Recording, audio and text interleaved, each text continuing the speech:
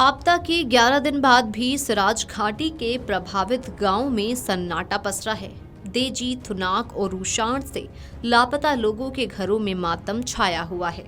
हर आंख में आंसुओं का सैलाब है। बाढ़ ने न सिर्फ घर उजाड़े बल्कि ऐसे जख्म दिए जो शायद कभी न भरे।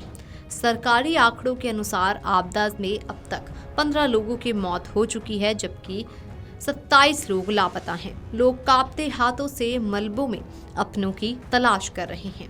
देजी गांव में बाढ़ ने 2 परिवारों के 11 लोगों को छीन लिया। 9 लोग एक ही परिवार के थे। घर, खेत और बगीचे सब बह गए। रोपा में त्रिलोक, रूशान में रोशनलाल, विशन जैसे नाम अब सिर्फ यादों में बचे हैं। लापता लोगों को ढूंढने के लिए एनडीआरएफ और एसडीआरएफ टीमें जुटी हुई हैं। अलग अलग टीमें पहाड़ में मलबे के अलावा नदी नालों और मलबों के ढेर में तलाश कर रही हैं। अपनों को तलाश करने में खुद परिजन भी जुटे हैं। टेलर इंद्र सिंह की पत्नी और 3 बेटियां बाढ़ में बह गईं। उनका घर मलबे का ढेर बन गया।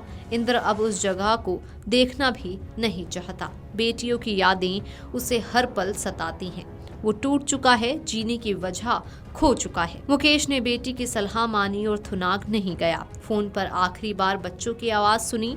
उनकी जुड़वा बेटियां और बेटा बाढ़ में लापता हो गए। पत्नी भुवनेश्वरी की बातें उसे कचोटती हैं। वो जिंदा है पर जिंदगी से हारा हुआ है। थुनाग बाजार से स्वर्ण सिंह और उनकी पत्नी मथुरा और 2 बच्चे बाढ़ में बह गए। स्वर्ण के पिता बालाराम टूटे घर के पास भटकते हैं। कानों में पोते अरुण और पोती सोनिया की आवाज गूंज रही है। वो एनडीआरएफ से हर दिन जवाब मांगते हैं। मुख्यमंत्री से गुहार लगा चुके हैं, पर उम्मीद टूट रही है। रूशान गांव की भावना का पति वीरेंद्र बाढ़ में लापता है। वीरेंद्र फार्मा कंपनी में काम करता था। उनका 7 साल का बेटा बार बार पूछता है कि पापा कहाँ गए। भावना के पास जवाब नहीं है, केवल आंसुओं भरी खामोशी। लोग दिलासा देने आते हैं पर वो बार बार बेसुध हो जाती है। उसका घर अब मलबे का ढेर में तब्दील हो चुका है। सिराज विधानसभा क्षेत्र के तलबाड़ा गांव में 30 जून की भयंकर त्रासदी में 9 महीने की नीतिका अनाथ हो गई है। नीतिका के पिता नरेश कुमार, दादी पूर्णु देवी और माता की 30 जून रात बाढ़ में बह जाने से मौत हुई। 9 महीने की नीतिका रसोई में सुरक्षित रही। इनके पिता, माता और दादी पानी का बहाव दूसरी तरफ मोड़ने में लगे थे और उसी समय पीछे से पानी आ गया और तीनों बह गए। सुबह लोगों ने बिटियाओं को रसोई में देखा और रिश्तेदारों ने उन्हें सुरक्षित निकाल लिया। नाचन क्षेत्र के पंगली गांव में 30 जून की रात को 2 परिवारों के साथ 9 लोग बह गए।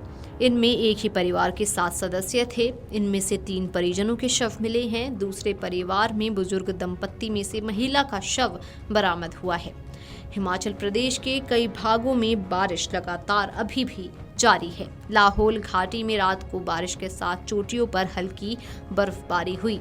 बारिश से लाहौल के किसान बागवानों ने राहत की सांस ली। सूखे जैसे हालात होने से यहां मटर सहित दूसरी फसलों को नुकसान हो रहा था।